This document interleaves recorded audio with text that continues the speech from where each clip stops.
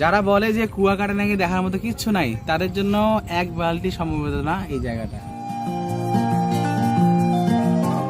কুয়াকাটার mini সুইজারল্যান্ডের খোঁজে শুরু হবে আমাদের দ্বিতীয় দিন। কুয়াকাটা ভ্রমণের প্রথম দিন জুড়ে সমুদ্রের সাথে মিশেছিল অন্যরকম এক শান্তি আর ভ্রমণের অনুভূতি। রাতের অন্ধকার কাটিয়ে ধীরে ধীরে জেগে ওঠে কুয়াকাটা। সমুদ্রের বুকে ছড়িয়ে পড়ে সূর্যের লাল আভা, আর সেই সৌন্দর্য নিজের চোখে দেখতে এবং কুয়াকাটার অদেখা সৌন্দর্যের খোঁজে আমাদের এবারে গন্তব্য কুয়াকাটার পূর্ব অংশের দিকে।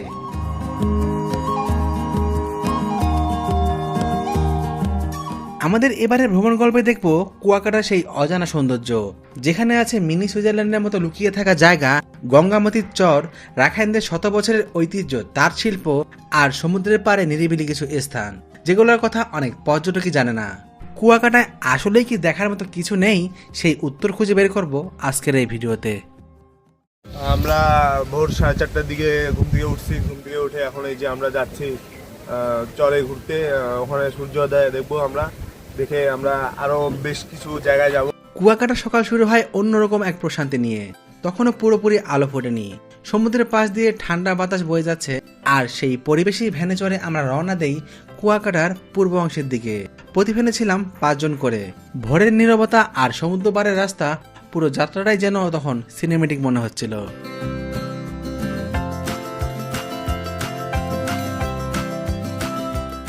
ভ্যানে চড়ে আমাদের প্রথম গন্তব্য ছিল কাউয়ার চর। ভ্যান থেকে নেমে পায়ে হেঁটে যেতে হয় সমুদ্রের তীরে। কুয়াকাটার অন্যতম জনপ্রিয় সূর্যোদয় স্পট এই কাউয়ার চর। আকাশের মেঘ কাটিয়ে ধীরে ধীরে সূর্যের আলো ফুটে ওঠে চারদিকে। দূরে জেলেদের নৌকা, ঢেউয়ের শব্দ আর সকালের সেই পরিবেশ, সবকিছু মিলে মুহূর্তটা সত্যিই অসাধারণ।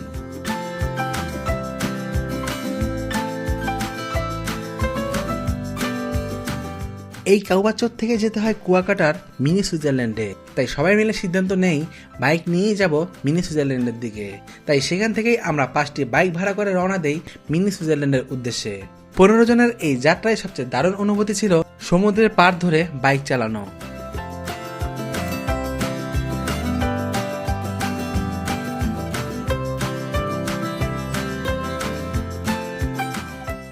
পায়ে হেঁটে মিনি সুইজারল্যান্ড যাওয়া অনেক সময় সাপেক্ষ ব্যাপার, এবং বাইক ছাড়া অন্য কোনো উপায় নেই সেখানে যাওয়া। তাই ভালোভাবে দরদাম করে এক বাইকে 3 জন করে রওনা দেই আমরা। বাংলাদেশের যে কোনো পর্যটন স্পটে বাইক ভাড়া নেওয়ার ক্ষেত্রে অবশ্যই আগে ভালোভাবে বাইকটি চেক করে নেওয়া উচিত।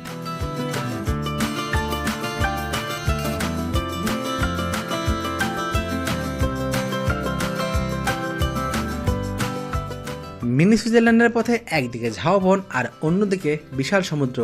সমুদ্রের পাড়ের এই পথে যাওয়ার সময় রয়েছে লাল কাঁকড়ার বীজ, কিন্তু বাইকের শব্দ পেলেই মুহূর্তের মধ্যে গর্তে লুকিয়ে যায় সেগুলো।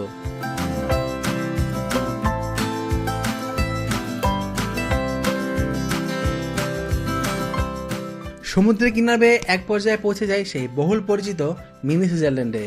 তবে জায়গাটার আসল সৌন্দর্য দেখতে হলে ছোট একটি নৌকা নিয়ে পার হতে হয় এই খাল। যাওয়া ও আসার জন্য জনপ্রতি 20 টাকা দিয়ে আমরা ওপারে যাই। মজার ব্যাপার হলো, অনেক পর্যটক এখান পর্যন্ত এসেও নৌকা পার হয়ে ভেতরের অংশে যায় না, কিংবা জায়গাটা সম্পর্কে জানেই না।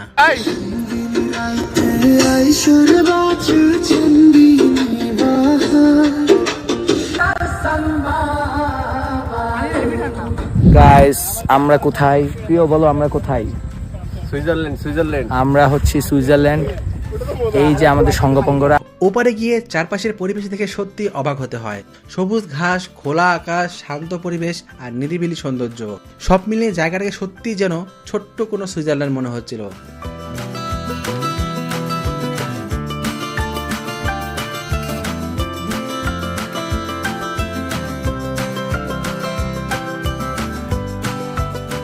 যারা বলে যে কুয়াকাটা নাকি দেখার মতো কিচ্ছু নাই, তাদের জন্য এক বালতি সমবেদনা এই জায়গাটা। এটা হিডেন প্লেস কুয়াকাটা।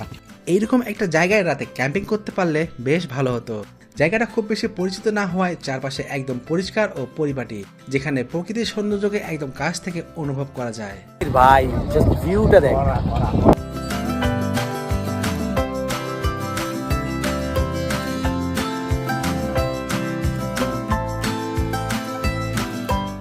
এই সবুজ সৌন্দর্যের মাঝে কিছুক্ষণ সময় কাটিয়ে আমরা ফিরে আসি অন্য রাস্তা দিয়ে। ফেরার পথে ঝাউবনের ভিতরে রাস্তা দিয়ে যাই কাউয়ার চরের দিকে।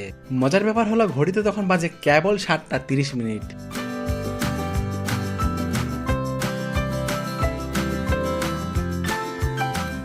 গন্তব্যে ফিরে তিনজন মিলে প্রতিটি বাইকের জন্য 400 টাকা করে ভাড়া